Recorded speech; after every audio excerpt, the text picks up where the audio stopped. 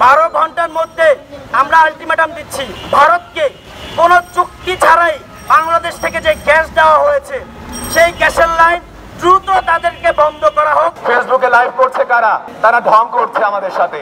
তারা ইন্ডিয়া থেকে কি করে আমরা জানি। তারা শুষ্ক মৌসুমে আমাদেরকে মরুভূমির মতো আচরণ করে। ন্যায্য মূল্য না পাওয়ার কারণে আমাদের চাষাবাদ জমি অনুপযোগী হয়ে পড়ছে। আমাদের কুমিল্লা, নোয়াখালী ওই দিক দিয়ে প্রচুর বন্যা হচ্ছে, মানুষগুলো মারা যাচ্ছে। ইন্ডিয়া এত হিন্দু প্রেমী, এত সনাতন ধর্মী প্রেমী, কই সেখানে যে এত এত হিন্দু মানুষ মন্দির ডুবছে, মসজিদ ডুবছে, তারা যে না খেয়ে মরছে, কই এখন তাদের প্রেম কই গেছে? তাদের প্রেমিকা কোথায় এখন?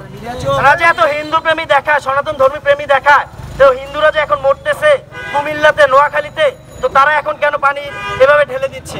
কিছু হলেই তারা বাঁধ খুলে দিচ্ছে, যখন ইচ্ছা তারা পানি আটকে রাখছে। এটা কোন লয়ের মধ্যে পড়ছে সেটাই আমরা আসলে ভারতীয় হাই কমিশনের কাছ থেকে জানতে চাই আগামী 12 ঘন্টার মধ্যে।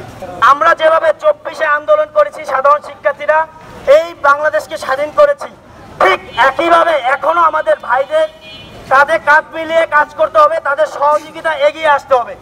এই জন্য আমাদেরকে প্রত্যেকটা ক্যাম্পাসে, প্রত্যেকটা ডিপার্টমেন্ট থেকে সহযোগিতার হাত বাড়িয়ে দিতে হবে। ইভেন আমাদের সরকারি কলেজ থেকেও আমরা চেষ্টা করব সর্বোচ্চ আমরা সহযোগিতা করতে। আগামী 12 ঘন্টার মধ্যে আমরা আলটিমেটাম দিচ্ছি ভারতকে, কোনো চুক্তি ছাড়াই বাংলাদেশ থেকে যে গ্যাস দেওয়া হয়েছে সেই গ্যাসের লাইন দ্রুত তাদেরকে বন্ধ করা হোক আগামী 12 ঘন্টার মধ্যে। ভারত আমাদের পানি দিচ্ছে, আমরা কেন তাদেরকে গ্যাস দিব? যদি বাংলাদেশ থেকে ভারতের যে গ্যাস লাইন রয়েছে সেটা না কাটা হয়, আমরা অতি দ্রুত ভারতীয় হাই কমিশন ঘেরাও করব। অতি দ্রুত আমরা ভারতীয় হাই কমিশনের কাছ থেকে এই জবাব নিব, কেন তারা কোন রকম পূর্ব নোটিশ ছাড়াই আমাদেরকে এভাবে পানিগুলো দিয়েছে। খরা মৌসুমে আমরা পানি পাই না, আমাদের কৃষকরা না খেয়ে মরে, আমাদের কৃষকরা সেখানে ফসল ফলাতে পারে না, এখন কেন তারা পানি দিচ্ছে?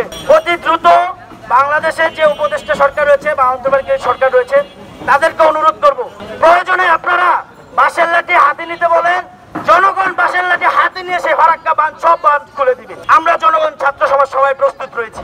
আগামী 24 ঘন্টার মধ্যে আমরা এই উত্তর চাচ্ছি, কেন তারা আমাদেরকে বিনা নোটিশে পানি দিচ্ছে এবং কেন তারা এইভাবে বাঁধ নির্মাণ করছে কোন রকম ইন্টারন্যাশনাল ল ছাড়া। বৃষ্টি থেকে ভারত কৌশলে পানি সরিয়ে নিয়ে যাচ্ছে, আমাদের ন্যায্য হিস্সা দিচ্ছে না।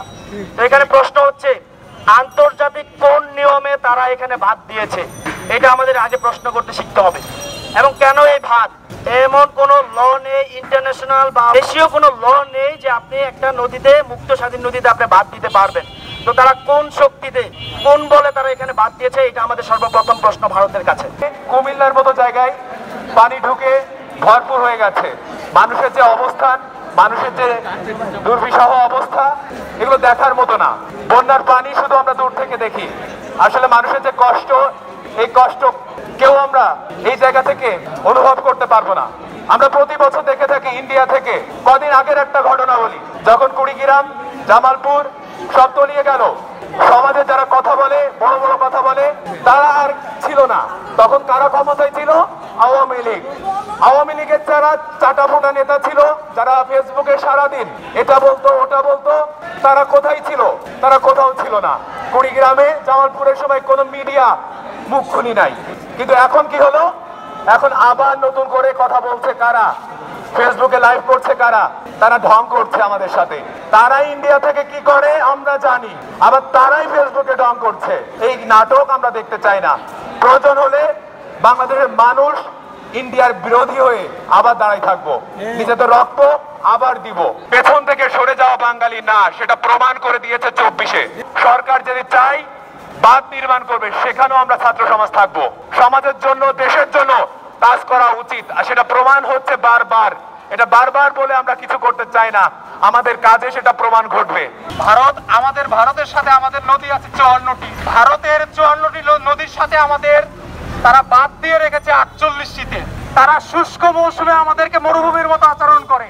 ন্যায্য মূল্য না পাওয়ার কারণে আমরা আমাদের কর্মশক্তি, আমাদের চাষাবাদ জমি অনুপযোগী হয়ে পড়ছে।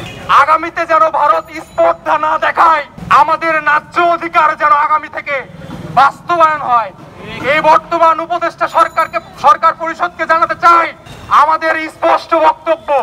এই 48 আগামী বছর যেন এগুলো যেন ভেঙে চুরমার করে দেওয়া হয়। ভারতীয় এম্বাসি অর্থাৎ হাই কমিশন, ভারতীয় হাই কমিশন মুখে আমরা অবশ্যই লং মার্চ ডাকবো ইনশাআল্লাহ। আমরা আগামী 24 ঘন্টার মধ্যে এর সুষ্ঠু সমাধান পাবো বলে আশা করছি।